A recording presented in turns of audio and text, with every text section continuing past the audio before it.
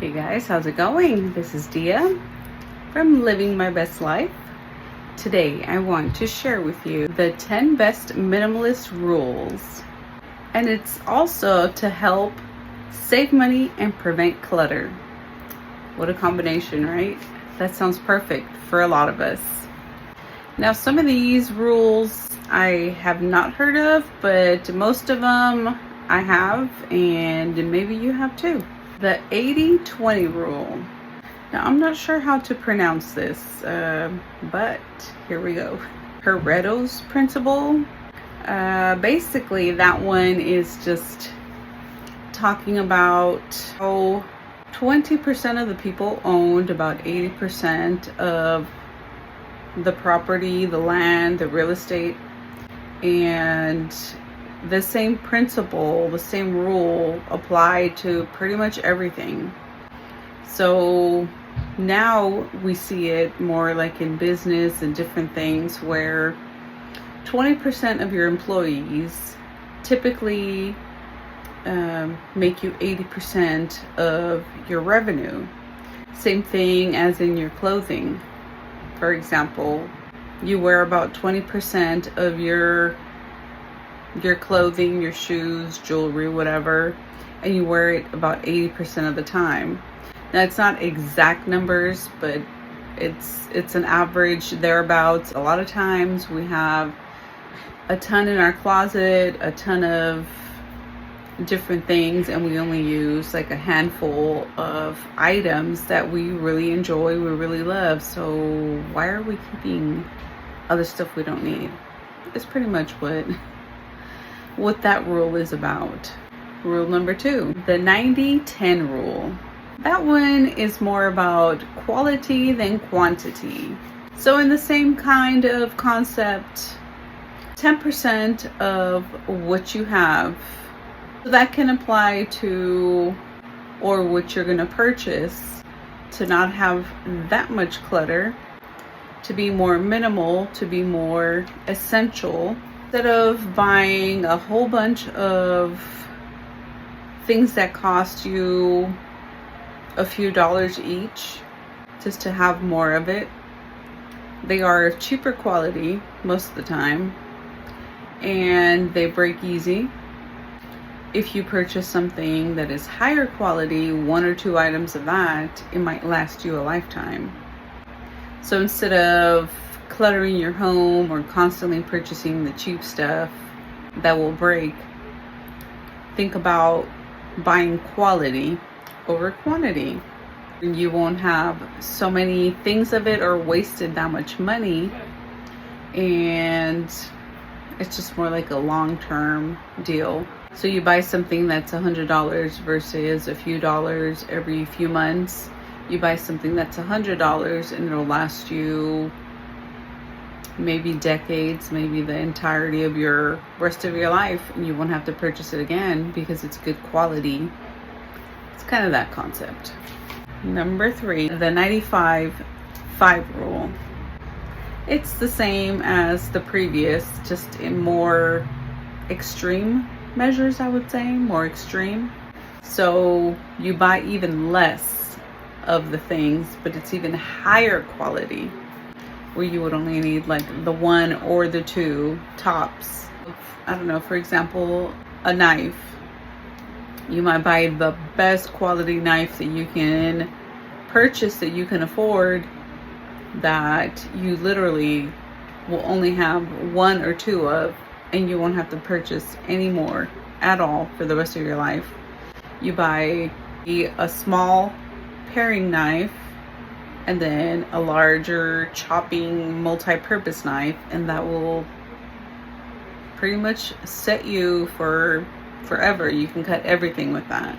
You don't need anything in between. So you just get the best quality that you can afford, and it's just essential items. That's it. It's more extreme, not a 2 is 1, 1 is none, 3 is max that, I'd like to implement in my life. But you go even more extreme. I only need 1 pot, 1 pan. What are the sizes that I need? Buy the best quality and have them forever. Number 4 is the Project 333 rule. which is basically picking 33 items of clothing, shoes, jewelry, accessories, wardrobe, 33 items, and you wear it for 3 months. And that one, I think, is more to kind of show you that you don't need to clutter your closet full of a ton of stuff, that you really only use a very small amount of things that you truly enjoy wearing, that might look good on you, that might fit you well, the color, the feel, everything.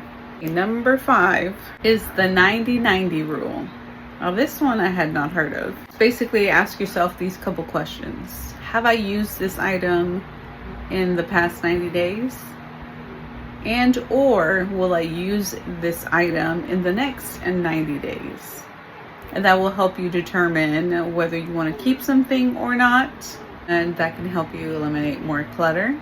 Now, of course, there's always exceptions to the rules. Something that you might use even less frequently, or more sentimental things that you want to keep with you, maybe once a year for, I don't know, example, Christmas or birthdays, or something very special to you that you want to keep, that you have near and dear to your heart, or it's, you know, it's sentimental, you want to keep it. There are those few items that, you know, it's okay to have. I have some of those and I'm okay with keeping them. I may not use them as often as I should. Sometimes I don't use them for a really, really long time, but when I do use them, they bring me joy and I keep them. Number 6, the house on fire rule. I think this one's a little bit more self-explanatory. If your house caught on fire, what would you just grab real quick and take outside? Me personally, I wouldn't even think of grabbing anything really. It would just be like, and then run outside, and I don't know, possibly my phone. And I don't even know if I would remember that, but I was just thinking my phone because to call 911. But besides, like, you know, family members or pets, I would just concentrate on getting out. I wouldn't even, there's nothing that crosses my mind besides essential paperwork that I would actually need in the future. But really, when my house is on fire, I would just focus on getting out and being safe. Like, there's nothing here that really couldn't be replaced.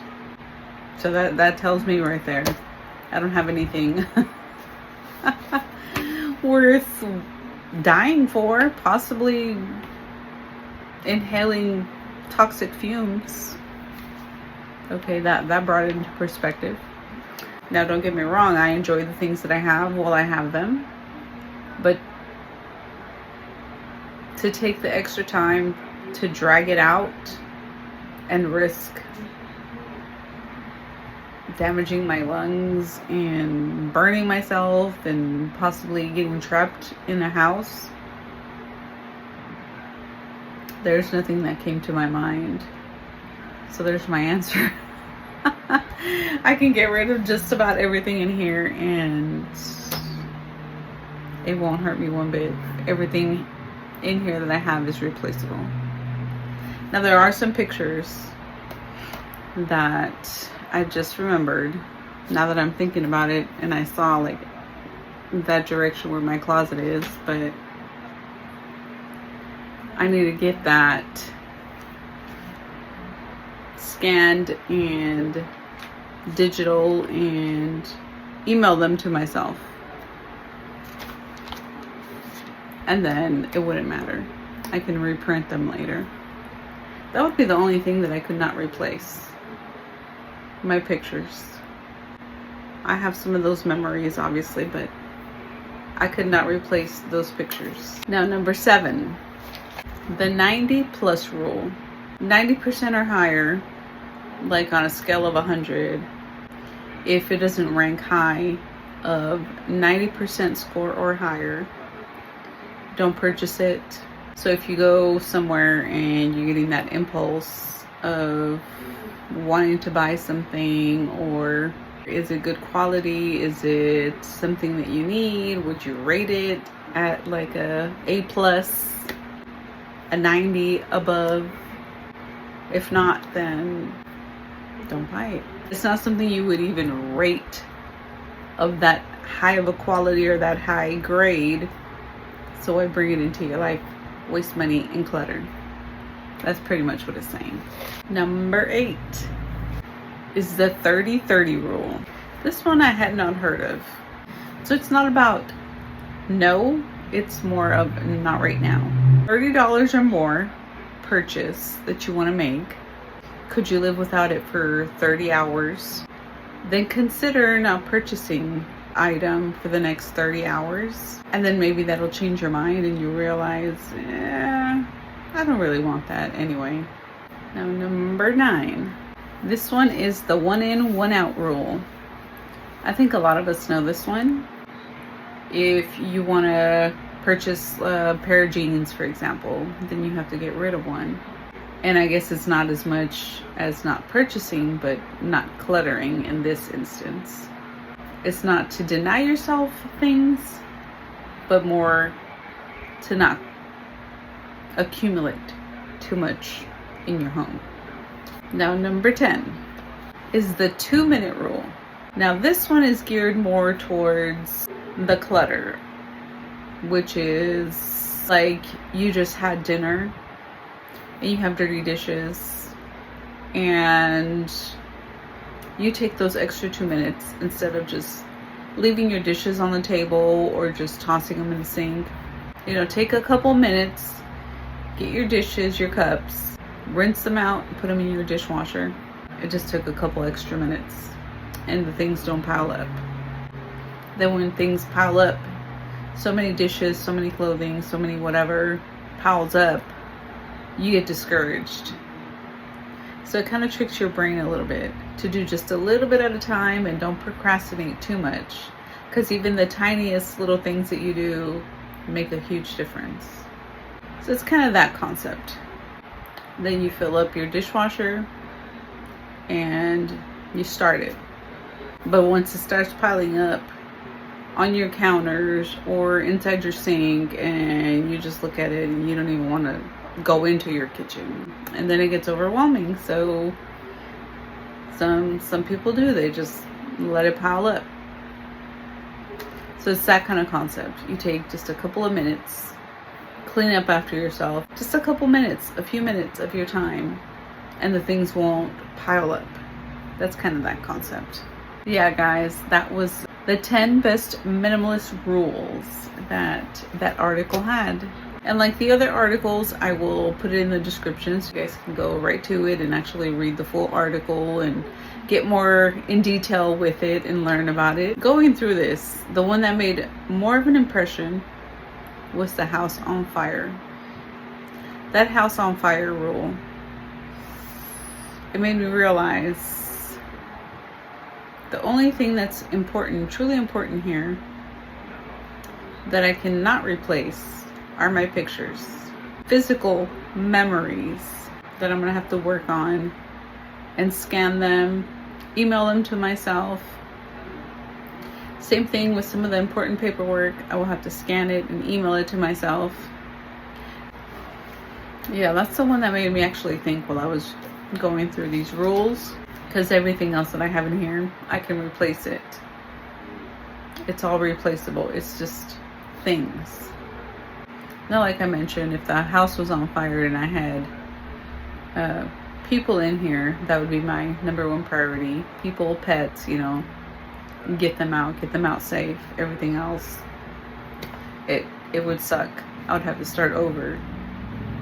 But that would not be the first instant second. I would worry about my people, my pets, and get them out. That's it. And now the other one that makes an impact for me is that 80-20 rule, the 80-20 principle. That one was an eye-opener that I had already heard of, but that one like made me realize it's very true. 20% of the people or the items or what have you make you 80% of your profit, your income, your what you wear the most, bring you the most joy. Like it's that, about 20% and 80%. So those were the two main ones for me that actually stand out to me. No, what were the ones that you might try, or that you had never heard about, or that you've already heard about, you implement? If you want to share, you can put it down below in a comment. And thank you for watching. Bye. Don't forget to subscribe.